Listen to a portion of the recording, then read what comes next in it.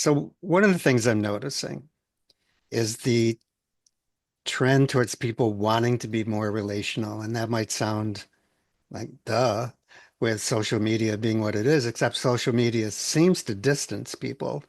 So then what would I mean by that is noticing the more than how many followers do I have? What's my actual contact with people in my life? And is there is contact made? And so that'd be one of the things I noticed in the process. So what's incoming and what do we notice and what do we need to be preparing ourselves for?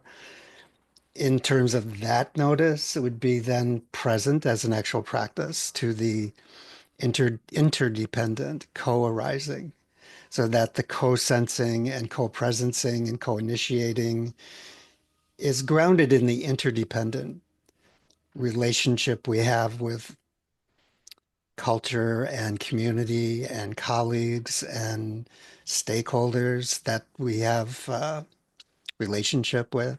So the process for us in our brailing and sensing what's moving and what wants to happen is a practice in which the way of being, my practice, my way of being and way of preparing to notice those things and have my radar, so to speak, in terms of awareness, presence to the search image of what wants to happen and what's moving through that deeper level of seeing and listening and presencing, co-sensing, so that on a regular basis, that because if it's a practice, it's something you do consistently, is present to as a practice for then if that does become a call to lead in some way, that the leading is coming from a grounding in a practice that's consistent of tuning the search image for what I'm present to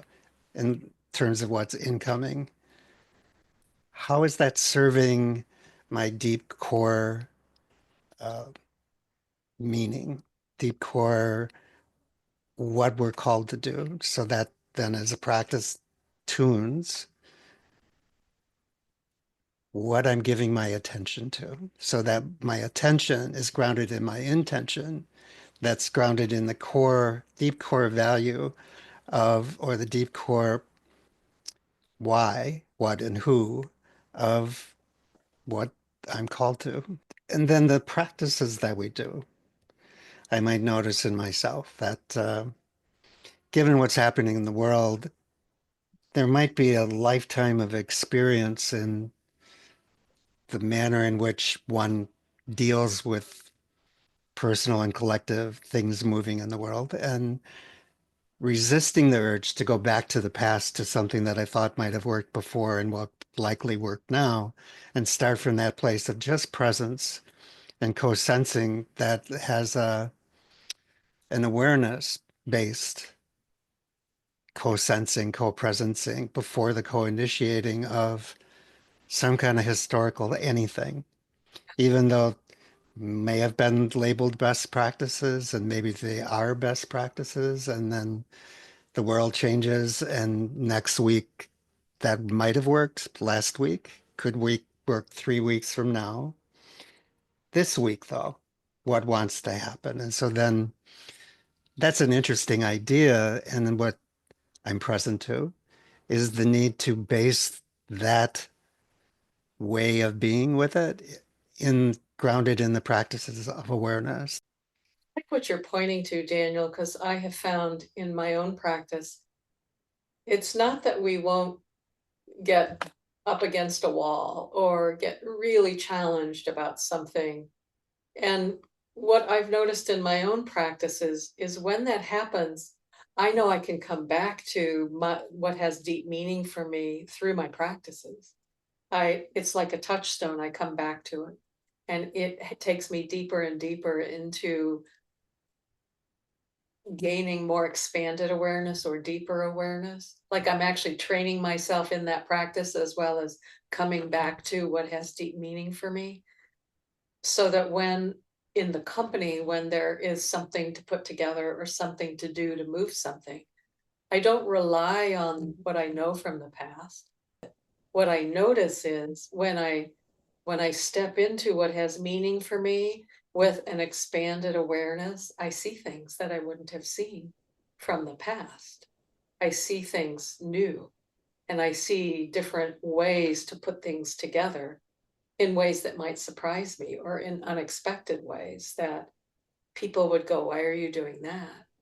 The awareness and the presence that that has you bring to anything that's going on helps you actually use your imagination and your creativity in some really amazing ways. Does remind me, thank you, the part of that ongoing practice that is the lifelong practice of the inquiry every single day.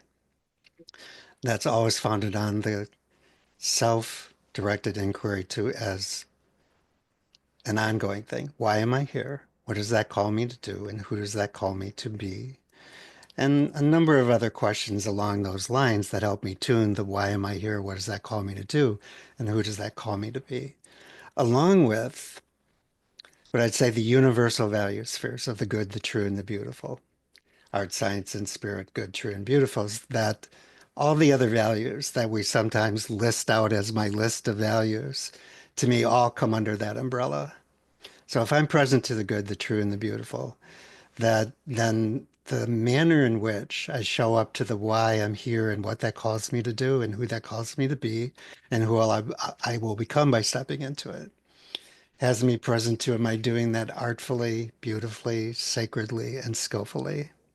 And with all of those as my inquiry, that founds the foundational organizing principle that's the core. Then for how I present what wants to happen and what's moving through. And from that Yeah, place of awareness to co-sense and co-presence, the co-initiation of what wants to be created and what wants to evolve. yeah, we have challenges in the world now that will require us to depend on our interdependencies and our interconnection.